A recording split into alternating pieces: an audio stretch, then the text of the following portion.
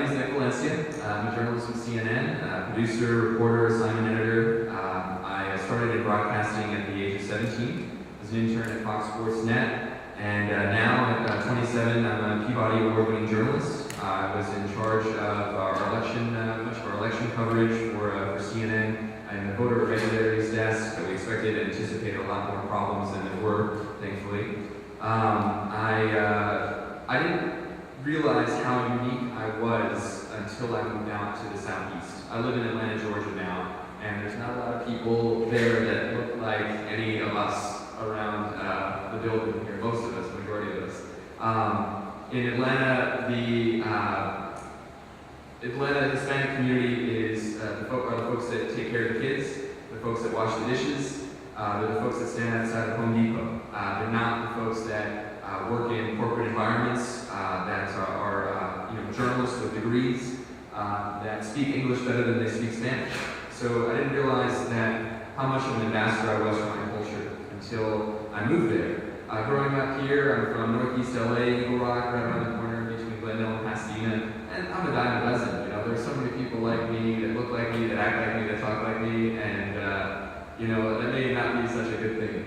But in Atlanta, I'm unique, and I've embraced that. I've embraced that as part of my identity. I couldn't wait to get out of there when I first moved. I thought, I wanted to cover Africa. I wanted to be a correspondent, crisscrossing Africa, and I did that for a little while, and it was fun. And that also sort of distinguished me as well. You don't see very many Latinos covering Africa, so that sort of set me apart among my colleagues. We're talking about the cultural vision and the entrepreneurial sense. I don't know any better. I don't know any different. That's just sort of who we are as people. It's inherent in us. It's inextricably linked in our DNA and our chemical makeup. It's what we are. And I've really begun to grow into that identity, that cultural identity, that Hispanic heritage. Before I was the whitewashed kids, el pocho me dicen en barrios de Los Angeles. But in Atlanta, in the Southeast, I am the, not me by myself, but I'm among an emerging community that is a representation of who we are nationally, internationally, and who we are as a culture. And I think that that's really important. But being a third generation Mexican American, there's a lot that I'm sort of up against. Embracing and keeping on to our culture, not trying to dilute it over generations. Staying with Spanish. I worry about my kids because I think, gosh, are they going to speak Spanish? Am I going to end up marrying an American girl who doesn't speak Spanish at all, and then it's all on me? God, they're really in trouble then, I have to move my mom out to take care of them. But yeah, I appreciate the role that I'm in now, and I've embraced it all the more, and to emphasize that being an ambassador of our culture, and I think we can all be ambassadors. We can all be spokespeople, as it were, for our community, and we should be.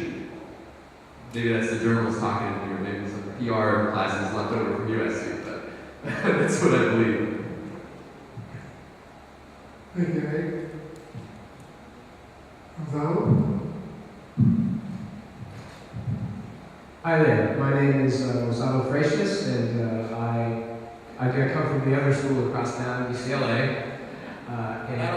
We're not all perfect, but that's okay. I have one of my degrees from USC, so I actually have affinity with both schools.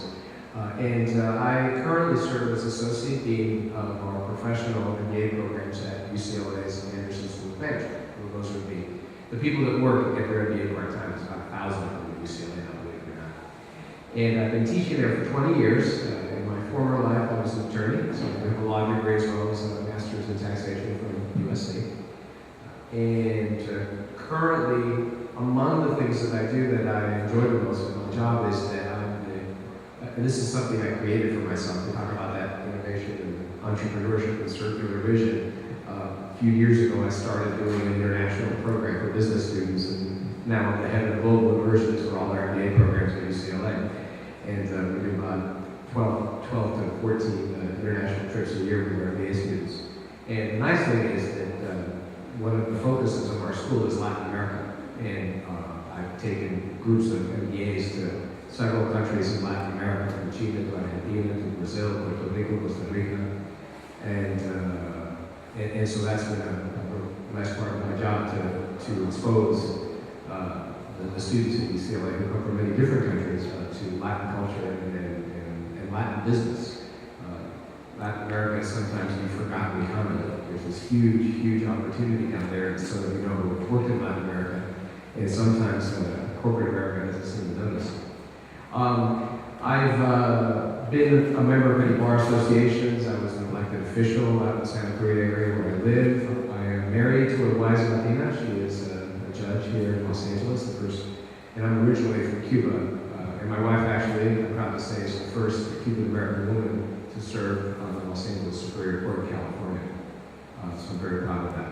And my son, who's a graduate of UCLA as well, he works with Latino students in the inner city in charter schools as high school English teachers. So we all try to stay connected to the community. And in looking at some of the things that have my immigrant experience and how it shaped me, I think the perspective, and a lot of the speakers already have talked about that. I think our perspective to be willing to take on the tough jobs, to have that circular vision, to be able to create and innovate where others see roadblocks, we just see opportunity.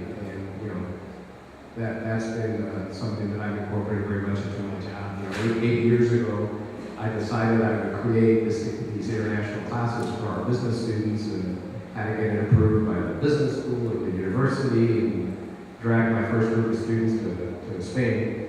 And ever since now, we've got dozens of programs that we're doing every year. And so I attribute that to that sort of unique perspective to do. Thank you, Gonzalo. Now, if the technology works, we will hear from Jesus Mantas from Sao Paulo, Brazil. I hope Jesus has been able to be listening to what we've been talking about so that he can connect all those lines via Skype with Walter's help. I hear you now. Okay, so I will get talking. Okay, Jesus, you can take over. Let us know about your immigration background and your perspective on how immigrant perspective has helped your career. Well, I hear you very, very far, but I believe you asked me to talk about my background a little bit, yeah, right? Yes. Okay, so first of all, I guess I would say buenos dias, buen dia, and good morning from what seems to be raining in Sao Paulo, Brazil. I am saddened that I cannot be there in person. I would have loved to share with you in person this experience, and especially since we have planned it so long ago. But fortune had me here traveling to Sao Paulo. My name is Jesus Mantas. I'm right now, the reason why I'm at Sao Paulo is I was just appointed as the Latin America Chief Operating Officer for our global business services business in Immigrant. Prior to that, I was in America, and I was the managing partner for our consulting services in the general business segment, which is the segment in media that focuses on the smaller and medium-sized businesses. My background, I'm from Spain.